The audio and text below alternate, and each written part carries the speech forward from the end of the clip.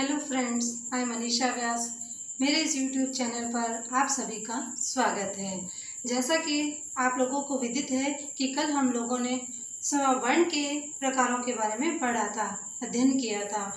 वर्ण के 3 प्रकार देखे थे हमने, स्वर, व्यंजन और अयोगवा। स्वर और व्यंजन का हमने विस्तार से अध्ययन किया था और आज हम अयोगवा के बारे में अध्ययन करेंगे कि अयोगवा क्या है, वो कितना, उसकी संख्या कितनी होती है।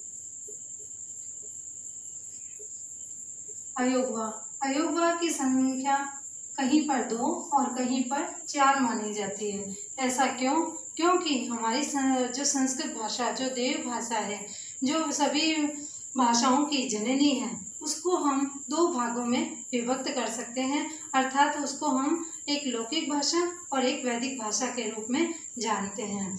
जब जैसा कि आप लोगों को पता है कि हम जो हमारी जो भाषा जो प्रचलित है, वो हम क्या कहते हैं, सामान्य भाषा। सामान्य भाषा के अंतर्गत कितने प्रचलित हैं? 2 अयोगवा प्रचलित हैं सामान्य भाषा में,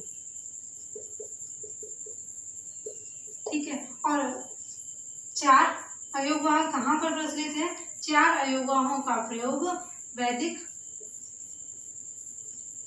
संस्कृत भाषा में किया जाता है।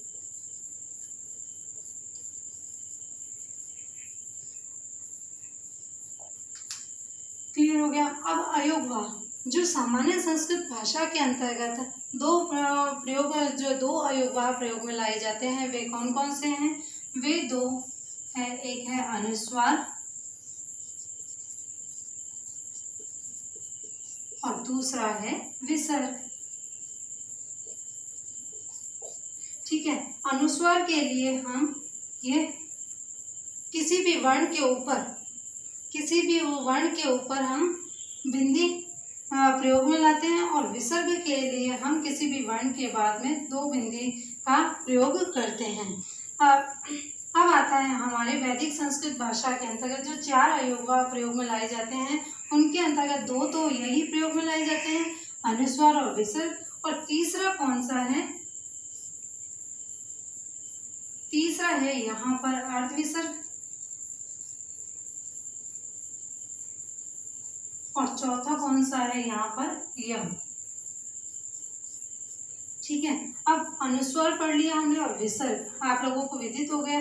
अब हम देखते हैं अर्धविसर्ग। अर्धविसर्ग क्या होती है? जिसके अंदर पूरी बिंदी ना होकर जिसका आधा रूप हमें देखने को मिलता है, जैसे ये अर्धविसर्ग का निशान होता है ये। अब अर्धविसर्ग के भी क्या होते हैं? 2 पार्ट होते हैं अर्धविसर्ग के। यहाँ देख लेते हैं हम।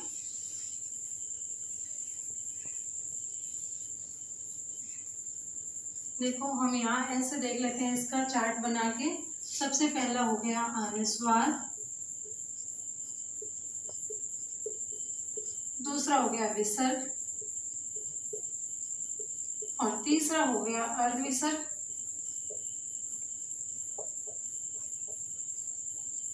और चौथा हो गया यम, ठीक है। अब यहाँ पर अनुस्वार का हमने देख लिया, यह ऐसा निशान प्रयोग में लाते हैं, और विसर्ग के लिए हम किसी भी वर्ण के बाद में 2 बिंदी का प्रयोग करते हैं, और अर्धविसर्ग के लिए हम आधा विसर्ग प्रयोग में लाते हैं। और अब इस अर्धविसर्ग को हम 2 भागों में बांट सकते हैं। कौन कौन से? जिह्वा मूल्य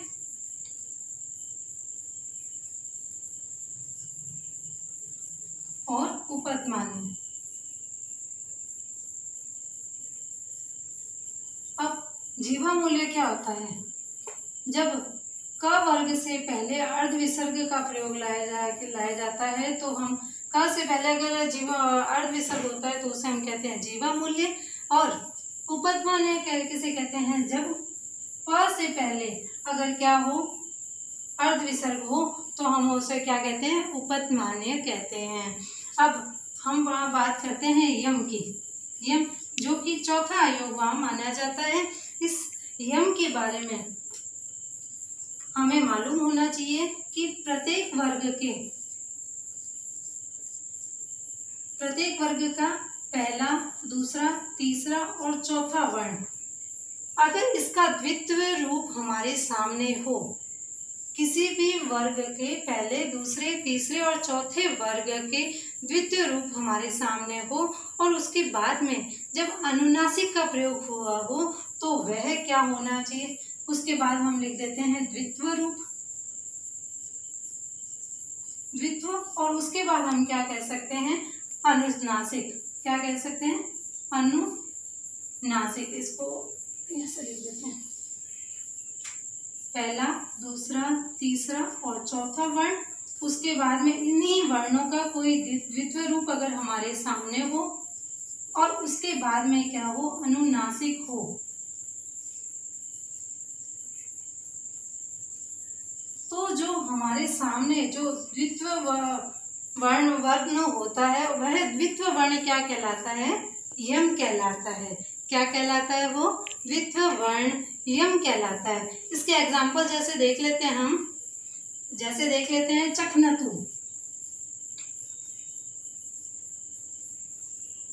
चखनतु में देखो अब यहाँ पर आधा ख और उसके बाद भी आधा ख, ठीक है। अब ये पहला, ये दूसरा कौन सा, च वर्ग, क वर्ग का दूसरा वर्ण हो गया। अब इसी दूसरे वर्ण का यहाँ पर क्या है, द्वित्व रूप हमारे सामने दिखाई दे रहा है। तो ये जो दूसरा वर्ण है ख, दूसरा ख है, पहला ख नहीं, दूसरा जो ख है द्वित्व है, तो वह क्या हो गया, हमारा यम हो गया, ठीक है। इसी प्रकार से हम देख लेते हैं अग्नि। अग्नि के अंतर्गत क्या है, यहाँ पर दो ग है और वो भी कैसे, आधे आधे। तो यहाँ पर क्या है, जो ये ग है वो क वर्ग का तीसरा वर्ण है। तो तीसरे वर्ण का हमें यहाँ दिखाई दे रहा है द्वित्व। क्या दिखाई दे रहा है, द्वित्व दिखाई दे रहा है। अब इस द्वित्व के बाद हमारा जो नियम है ये है कि द्वित्व के बाद अगर अनुनासिक है, यहाँ पर द्वित्व के बाद अनुनासिक है। अनुनासिक का मतलब क्या है, अनुनासिक का मतलब है किसी भी वर्ग का पांचवा वर्ण। तो यहाँ पर प वर्ग का क्या है, त वर्ग का पांचवा वर्ण न यहाँ पर विद्यमान। कुल मिला के कहने की बात यह है कि यहाँ पर ग के द्वित्व के बाद में यहाँ पर क्या है, अनुनासिक नियमानुसार उपस्थित है। इसलिए जो यहाँ पर जो द्वित्व वर्ण है ग, द्वित्व वर्ण कौन सा, जो क वर्ग का तीसरा वर्ण है ग, तो ये यहाँ पर क्या कहलाता है, यम कहलाता है। अब हम बात करते हैं पाणिनीय शिक्षा के अंतर्गत वर्णमाला।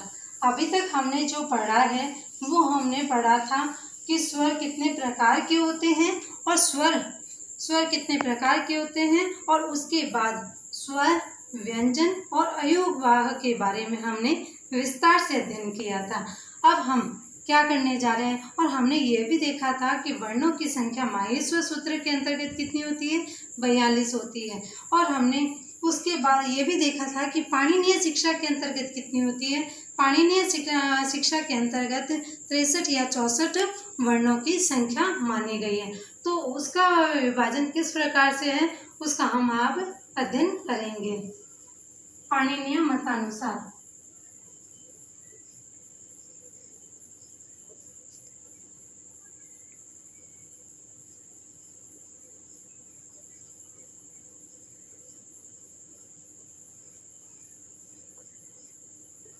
पाणिनीय शिक्षा अनुसार वर्णों की संख्या कितनी है, वर्ण माने गए हैं 63 या 64, ठीक है। अब 63 या 64 जो है उसका विभाजन अलग अलग प्रकार से इस प्रकार है। पहले यहाँ पर आएगा, हमने देखा कि स्वर कितने हैं और अन्य वर्ण,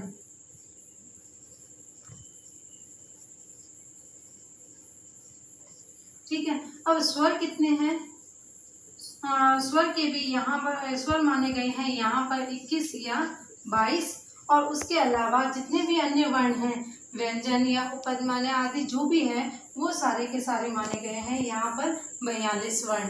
अब हम यहाँ पर स्वर के भागों के रूप में वर्णन करते हैं। स्वर के प्रकार, जैसा हमने पहले हमारे वीडियो में पढ़ा था कि स्वर के 3 प्रकार होते हैं। कौन कौन से?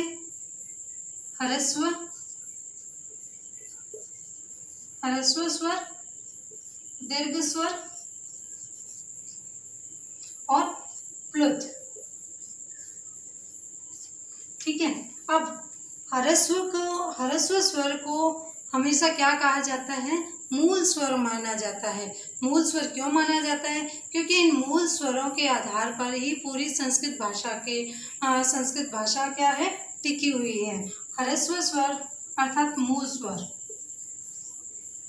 तो मूल स्वर कितने हैं यहाँ पर? 5, जो कि हमने देखा कि सामान्य संस्कृत भाषा के अंतर्गत भी कितने होते हैं? 5 ह्रस्व स्वर होते हैं। और अगर माहेश्वर सूत्रों की बात करें तो उसमें भी कितने होते हैं? उसमें भी 5 ही ह्रस्व स्वर होते हैं। और अगर हम बात करें पाणिनीय शिक्षा की, तो पाणिनीय शिक्षा के अंतर्गत भी ह्रस्व स्वर कितने की संख्या क्या होती है? 5 ही मानी गई है। उसके बाद अब वो भी कौन कौन से हैं? अ, छोटी ई, छोटा ऊ, री और री।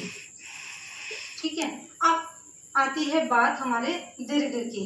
तो दीर्घ के अंतर्गत हमने पढ़ा था, इसको हम यहाँ देख लेते हैं। देखो यहाँ लिख देते हैं स्वर। अब स्वर के हमने 3 पार्ट कर लिए। कौन कौन से? ह्रस्व, दीर्घ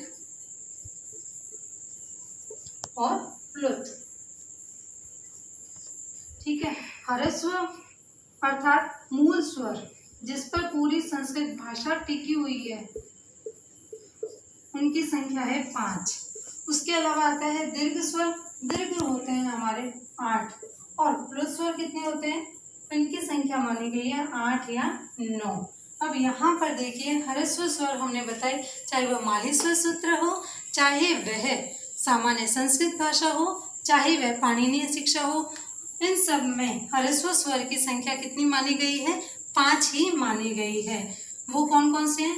अ, ई, उ, री और री। क्लियर होगी? अब आती है बात हमारे दीर्घ स्वर की। तो दीर्घ स्वर के अंतर्गत आते हैं, देखो अ क्या है? एक मात्रा उच्चारण काल है। इसमें मतलब थोड़ा समय लगता है बोलने पर, उच्चारण करने पर।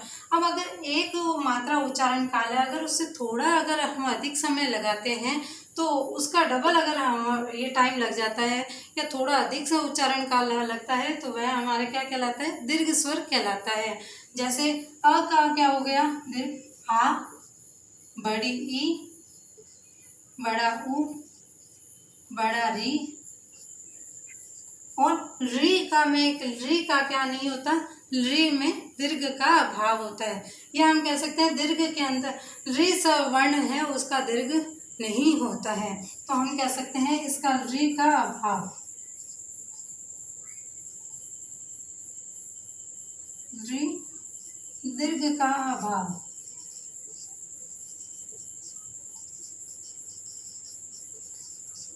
अब ये हो गया एक मात्रा उच्चारण काल। अब ये हो गया हमारा द्विमात्रा उच्चारण काल। अब अगर इन दोनों से अगर थोड़ा और अधिक टाइम लगे या समय ज्यादा लगे तो वह हमारा कौन सा स्वर कहलाता है? वह हमारा प्लुत स्वर कहलाता है। प्लुत स्वर में क्या होता है? अभी हमने देखो दीर्घ के हमने अभी 4 पार्ट पढ़े हैं। अब इसके साथ में हमने 4 ये, उसके बाद हम ये कह सकते हैं ए, ऐ, ओ और औ।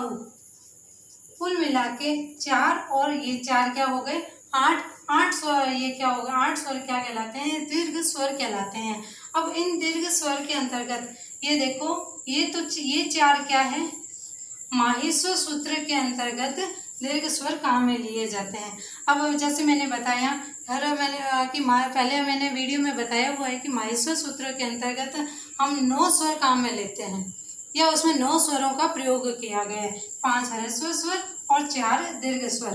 तो अब आपका यहाँ पे क्वेश्चन में पुट होता है या यहाँ पर क्वेश्चन बनता है, कि बताओ कि माहेश्वर सूत्र के अंतर्गत यहाँ पर कौन से दीर्घ स्वर काम में लिए जाते हैं या उनकी संख्या कितनी होती है। तो अब आप लोगों को मालूम हो गया होगा कि यहाँ पर माहेश्वर सूत्रों के अंतर्गत 4 दीर्घ स्वरों का प्रयोग किया जाता है। वैसे स्वर कितने होते हैं दीर्घ स्वर? दीर्घ स्वरों की संख्या 8 होती है, लेकिन जो ये 4 है ए आई ओ औ, इन 4 स्वरों को माहेश्वर सूत्रों के अंतर्गत दीर्घ स्वर के रूप में प्रयोग किया जाता है। अब आते हैं हमारे प्लुत के। प्लुत स्वर क्या होते हैं? जब हमारे ह्रस्व स्वर हैं उनमें बहुत ज़्यादा टाइम लगे और उसके ऊपर ये निशान बना हुआ हो, ठीक है, इसका निशान है, ये जहाँ कहीं पे भी निशान आता है इसका मतलब है ये प्लुत स्वर है। और इन प्लुत स्वर का कहीं भी सामान्य संस्कृत भाषा में प्रयोग नहीं किया जाता है। इनका केवल कहाँ प्रयोग किया जाता है? इनका केवल वैदिक भाषा के अंतर्गत ही प्रयोग किया जाता है। तो यहाँ पर हो गया अ का प्लुत क्या हो गया? अ, फिर हो गया ई, फिर उ का प्लुत, फिर री का प्लुत और यहाँ पर रे का प्लुत। अब ये क्या है? रे का प्लुत कई लोग मानते हैं और कई लोग रे का प्लुत नहीं मानते हैं। इसी वजह से यहाँ पर क्या हो गया, ये इनकी संख्या क्या मानी गई है?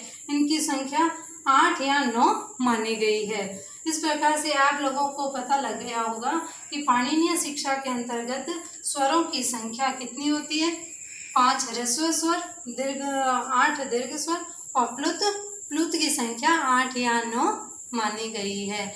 आज हम लोगों ने पाणिनीय शिक्षा के अंतर्गत स्वरों का वर्णन किया। अब हम इसमें जो अन्य वर्णों की संख्या के बारे में बात की थी कि अन्य वर्ण कितने होते हैं। अन्य वर्ण हमने देखा था कि अन्य वर्ण की संख्या होती है 42। तो वे कौन कौन से वर्ण हैं जो 42 वर्ण में काउंट होते हैं? उसमें सबसे पहले आ जाता है स्पर्श वर्ण। स्पर्श वर्णों की संख्या कितनी होती है? 25, ठीक है। उसके बाद यहाँ पर क्या आ जाता है? 4 अंतःस्थ। अंतःस्थ वर्ण कितने होते हैं? 4। कौन कौन से? जो मैंने बताया था यण, इनको बोल सकते हैं हम उदित वर्ण। और इनको क्या बोल सकते हैं? यण प्रत्याहार। यण प्रत्याहार के अंतर्गत कौन कौन से आ जाते हैं? यण प्रत्याहार के अंतर्गत आ जाते हैं, ये मैंने बताया था, इनका क्रम आप लोगों को ध्यान में रखना है। य व र ल, य र ल व नहीं करना, आप लोगों को य व र ल करना है। ये मैं स्पेशल रूप से कह रही हूँ आपको कि य व र ल ही करना है। उसके बाद आ जाता है आपका ऊष्म वर्ण। ऊष्म वर्ण की संख्या कितनी है? 4, जिनको हम कह सकते हैं शल प्रत्याहार। क्या कह सकते हैं? शल प्रत्याहार, जिसके अंतर्गत आता है श, ये हो गया तालव्य शकार, ये हो गया मूर्धन्य शकार और ये क्या हो गया? दंत्य सकार और ह, इसके अंतर्गत प्रयोग में लाए जाते हैं। इनका भी आप लोगों को क्रम ध्यान में रखना है। उसके बाद आ जाता है हमारा स्पर्श वर्ण हो गए, अंतःस्थ वर्ण हो गए, ऊष्म वर्ण हो गए। अब हमारे आ जाते हैं 4 प्रकार के यम। क्या हो गए? 4 यम आ जाते हैं, जिसके अंतर्गत क्या होता है? वह जो अभी मैंने बताया था अयोगभाव के अंतर्गत कि वर्ग के पहला, दूसरे, तीसरे, चौथे वर्ण जिनका अगर द्वित्व रूप सामने हो और उसके बाद में क्या आया हो? अनुनासिक आया हो, तो जो उसका द्वित्व रूप है वो क्या कहलाता है? यम। तो अब यम के बाद हमारे क्या आता है? एक अनुस्वार,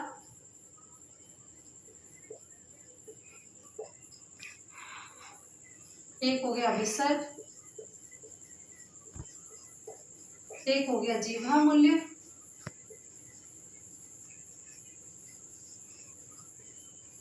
और एक हो गया हमारा उपदमान्य।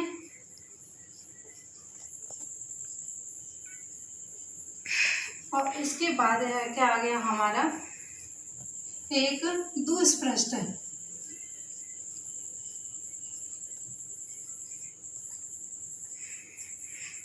दुष्पृष्ठ को हम क्या कह सकते हैं, जिसका उच्चारण मुख के अंतर्गत उच्चारण करते समय हमें यह मालूम नहीं होता कि इसका स्पर्श किससे हुआ है, तो उसको हम क्या कहते हैं, दुष्पृष्ठ कहते हैं। जब हमें वैदिक भाषा के अंतर्गत ड से पहले और ड के बाद में अगर स्वर उत्पन्न हुआ हो तो उस ड को हम क्या कहते हैं, दुष्पृष्ठ कहते हैं, और उसको इस प्रकार से लिखा जाता है। इस प्रकार से ये सारे क्या हुए, यहाँ पर 42 वर्ण उपस्थित हुए, और ये पाणिनीय शिक्षा के अंतर्गत जो अन्य वर्ण है 42, वो यह इस प्रकार से उनका वर्ग में विभाजन हुआ है। आई होप कि आप लोगों को यहाँ पर पाणिनीय शिक्षा के अनुसार वर्गों के भेद के बारे में, वर्णों के भेद के बारे में पता चल गया होगा, और मुझे आशा है कि आप लोगों को मेरा वीडियो बहुत पसंद आया होगा। और अगर आप लोगों को मेरा वीडियो अगर पसंद आया है तो आप अधिक से अधिक लाइक करें और शेयर करें। Thank you.